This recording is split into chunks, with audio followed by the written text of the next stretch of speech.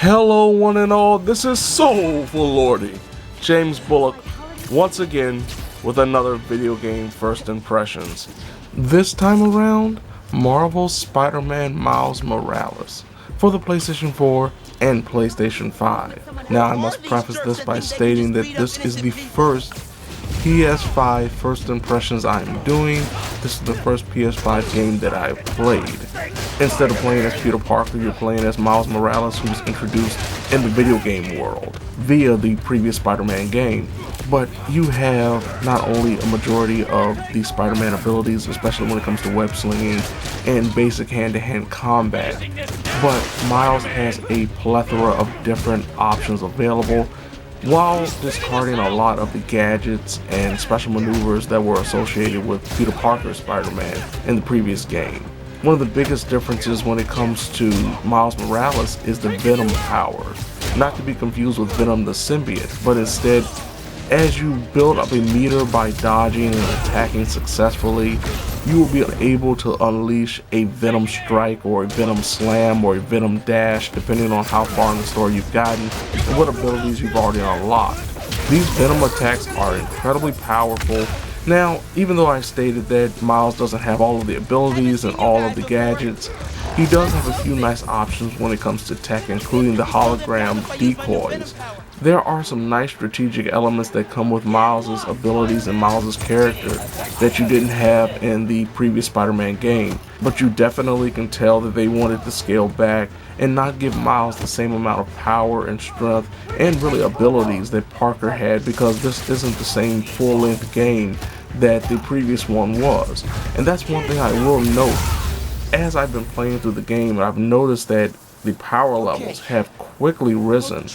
Barely 4 hours into the game, I've only done maybe 10 main missions and a few side missions and doing collectible stuff, and I'm almost already at level 15. The cap for your first run is level 20, and you can do New Game Plus, especially if you're trying to get that Platinum Trophy. You have to do New Game Plus to get to level 30. So it's very obvious this isn't the longest game. With the way the story is progressing thus far, where you're not only as Miles Morales, but you also reunite with some of his old friends, and you discover a conspiracy that is going on with this new agent that has come in, promising to keep these civil hostilities down coming off of what happened in the previous Spider-Man game. I've seen a lot of progression from a story perspective in a very quick nature that makes me truly believe that this isn't the longest game, that this really was made to be DLC. And they decided, okay, we can just add some polish to it, maybe hold off and make it a full release. And even though it's $10 cheaper than the average $60 game, it still feels like a game that should have been just paid DLC. When it comes to the amount of content, there's a lot of recycled content, especially when compared to the 2018 Spider-Man. You have not only your stealth missions, your challenges, your plethora of collectibles, but they're all done in a more minuscule manner. Now, with that being stated, it still is a very enjoyable game, especially if you enjoy the 2018 version.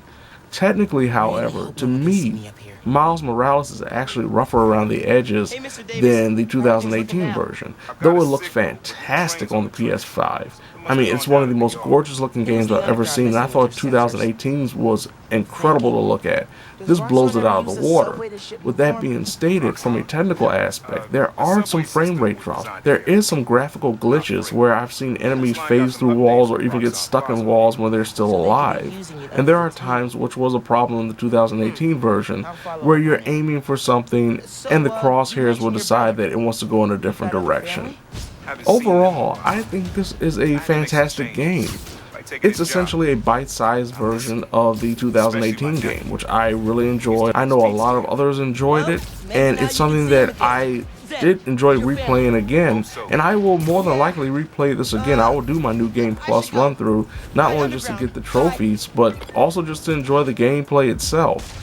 With that being stated, I still don't feel like it's worth a $50 price tag. It's one of those games that feels like it should have been $25 or $30, and it should have been just solely attached to the Spider-Man original game. But with that being stated, if you enjoy the 2018 game, It's hard for me to believe that you wouldn't enjoy this one. You just might not have as much fun because you don't get as much out of it as you did in the 2018 version. I say wait until it's on sale. Black Friday's coming up, so more than likely it will have a price drop somewhere, and that's the time to me that you should pick it up, no matter if it's on the PS4 or the PlayStation 5. So there you have it. This has been Soulful Lordy, James Bullock, once again with another video game first impressions. Marvel's Spider-Man Miles Morales for the PlayStation 4 and PlayStation 5. Now if you don't mind, I have some web slinging to do. There's a crew of underground bandits that I have to stop, and if I have the time I may just go rescue a cat that has been obviously captured by a crook with a heart of gold. And when I have to punch him in the face and take the cat back to its original owner, he will have no choice but to say, "Oh Lordy."